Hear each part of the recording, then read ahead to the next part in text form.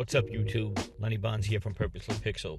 And yesterday I went to a New York Giant Las Vegas Raider game, and I wanted to use my phone as what an average consumer would do. So I basically took out my phone, took some pictures, zoom shots, portrait mode, and I just want your take. And like I said, I did it from a consumer perspective. A lot of times I talk to my friends and family, and they take out their phone and they show me pictures of an event they went to, and they just take out their phone and they snap pictures. And I always felt the Pixel camera was a camera you could just take out, shoot, and 9 out of 10 times it's going to be perfectly fine to display.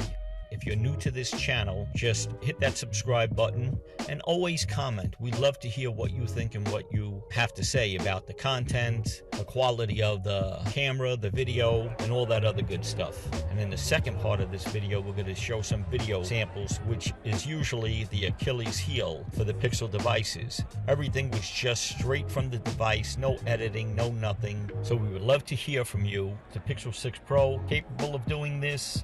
You let us know.